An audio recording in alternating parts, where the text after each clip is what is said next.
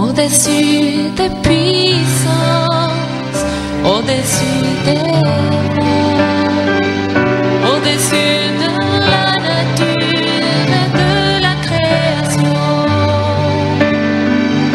au-dessus de tous les plans des hommes sages, bien avant le monde tu existais, au-dessus des royaumes, au-dessus des trônes, au-dessus des mers. Salutations distinguées, la paix de Dieu est avec vous. Vous êtes là, vous qui attendez pour m'entendre, que Christ vous bénisse. Vous êtes abondamment bénis.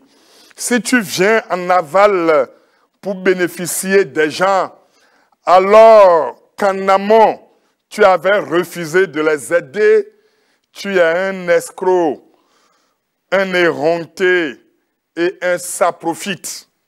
Mais toi, sage, je veux te dire que tu peux tout. Réussir n'a jamais été difficile. La vie n'a jamais été un combat. La vie a toujours été une victoire. Dieu vous a fait don du cerveau. Tu es meilleur.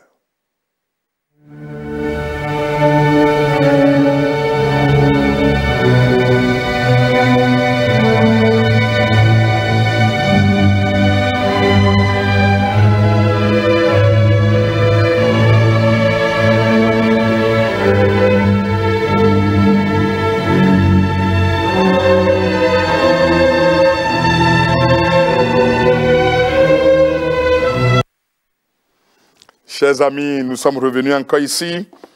Ce matin, je veux vous parler de la repentance.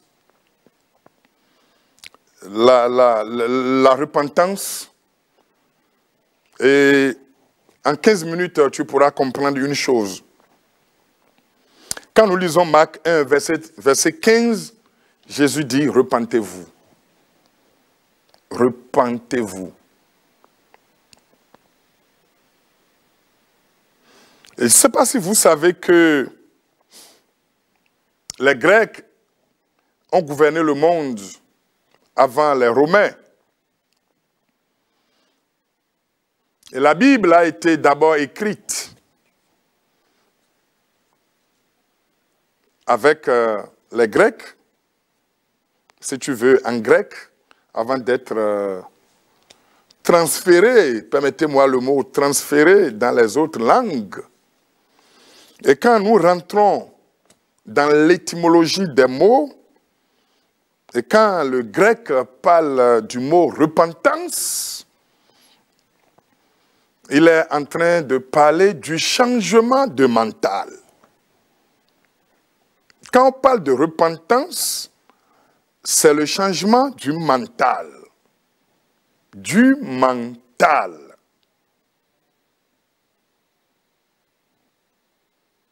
Est-ce que l'homme a une force pour se repentir sans un travail spirituel, c'est-à-dire un travail mental, sans une touche du Saint-Esprit? Quand on dit repentez-vous, en grec, ça veut dire métanoïa. Métanoïa, changement de mental. Votre mentalité doit être changée. Concentrez-vous sur votre pensée. Concentrez-vous sur votre mentalité. C'est-à-dire, pensez aux choses que vous pensez. C'est-à-dire, asseyez-vous pour voir les pensées que vous avez souvent. La repentance commence par la pensée. Quelles sont les pensées qui t'animent? Mais vous ne connaissez pas aussi parfaitement ce qu'on appelle sanctification. La sanctification, c'est juger des pensées et les rejeter.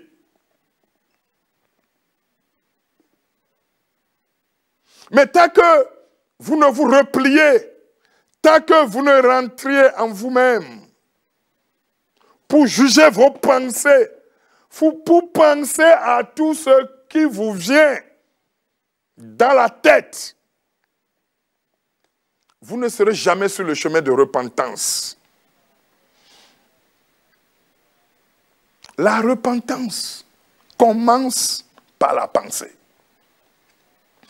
La repentance veut dire changement de mental. Commencez par là. Elle commence par là.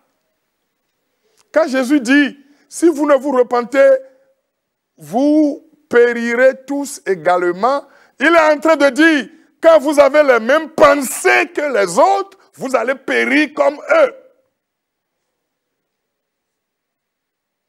Quand vous pensez ce que les autres pensent, vous allez périr comme eux. L'homme va devenir ce qu'il pense. Et l'homme va attirer ce qu'il pense. Vous pensez mauvais. Vous pensez mal. Et le mal prend corps dans votre foyer. Le mal prend corps dans votre vie.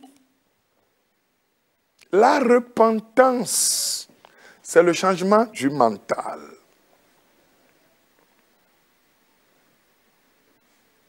Tu connais mon ami Caleb dans la Bible. Il fait partie des 12 qui sont revenus avec un rapport. 10 autres ont donné un rapport négatif. Mais Caleb a décidé de donner un rapport positif. 10 autres ont pensé négativement. Et Caleb a décidé de penser positivement. Et Dieu a dit, puisque tu as eu un esprit différent, puisque tu as eu une pensée différente, tu vas hériter la terre cananéenne.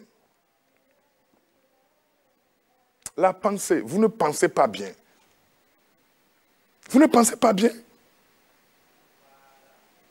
La repentance est d'abord mentale.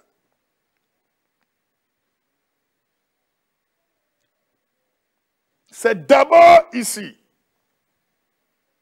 Alors je viens te dire, quand on parle de la repentance, c'est d'abord le changement du mental. Il faut prendre une journée, tu te replies. Les choses qui te viennent en pensée de façon mauvaise et négative, tu peux les énumérer. Et les remplacer par leur contraire. Là, tu as commencé par te repentir. Mais ne sais-tu pas que l'enfant prodigue lui-même est rentré en lui-même. La Bible dit, il est rentré en lui-même. Il a pensé, il a réfléchi. Avant de parler, la repentance est d'abord mentale. Et le pas suivant, elle sera verbale. La Bible dit, celui qui confessera le nom du Seigneur Jésus-Christ sera sauvé. La bouche, la parole, la repentance est aussi verbale. Ce qui doit sortir désormais de ta bouche doit être contrôlé. Un homme repenti ne dit pas les blagues. Un homme repenti ne dit pas n'importe quoi. La bouche. Tu dois sélectionner tout ce que ta bouche doit prononcer tu dois le sélectionner de façon méticuleuse, de façon minutieuse, de façon raffinée. C'est la repentance qui a pris par là. Vous ne vous repentez pas parce que vous n'êtes pas allé à la source de la repentance. Je vous le répète, la sanctification, c'est juger ses pensées et les rejeter. Et quand vous dépassez ces deux étapes, repentance mentale, repentance verbale, il y a la repentance comportementale. Les choses que tu faisais et qui ne sont pas bonnes, il faut les laisser. Tout ce que tu touchais et qui ne sont pas sains, il faut les abandonner. C'est ça la repentance. Un homme repenti, je vais te le dire avec précision, est un homme fort. Il est fort. Rien ne le ferait. Un homme repenti est un homme fier. Rien ne le ferait. Un homme repenti est un homme sûr. Rien ne le ferait. Un homme repenti est un homme pur. Rien ne le ferait. Même dans la fosse au lion, il est pur. Il est sûr. Il est fier. Et il est fort. Un homme repenti, comme Joseph, même en prison, il est pur, il est sûr, il est fier, il est fort. En réalité, la repentance peut être fort. Si tu veux être fort, repens-toi. Si tu veux être fier, repens-toi. Si tu veux être sûr, repens-toi.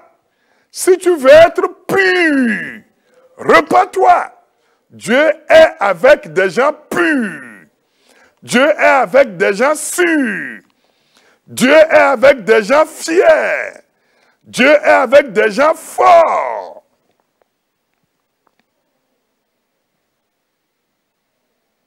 Si tu es pur, c'est que tu es sûr.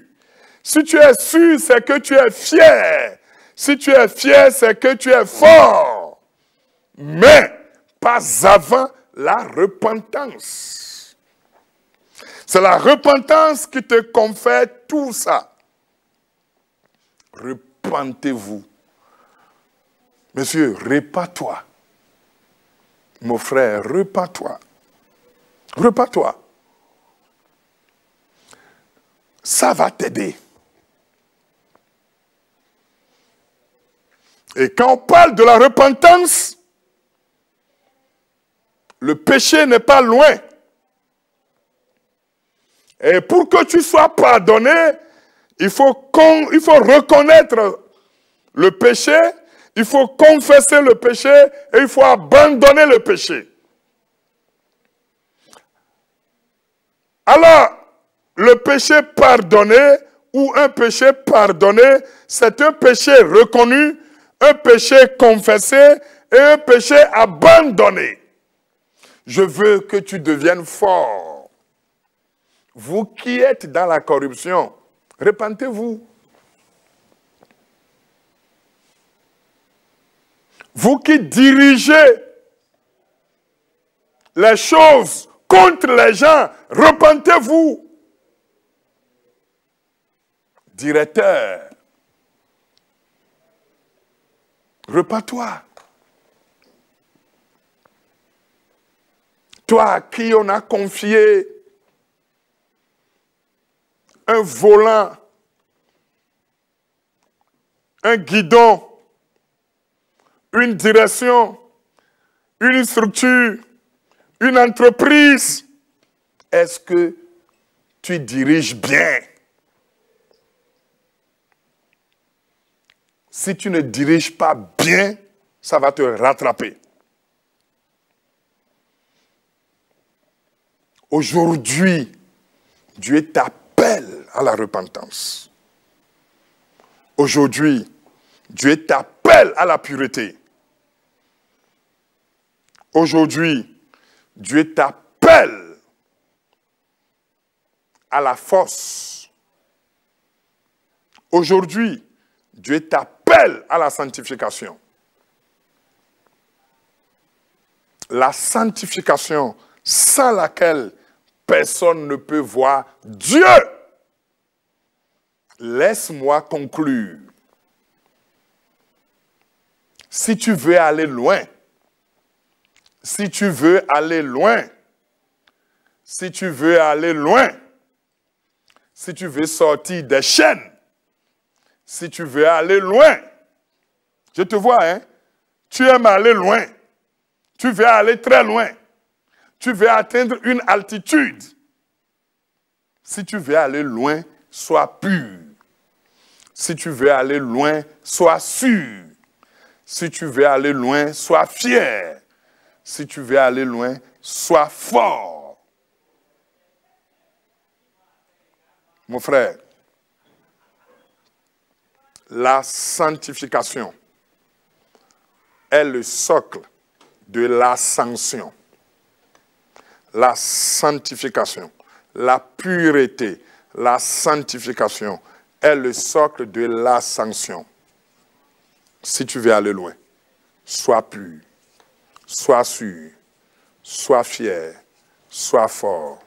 Dieu vous a abondamment béni. À très bientôt. Au-dessus des puissances, au-dessus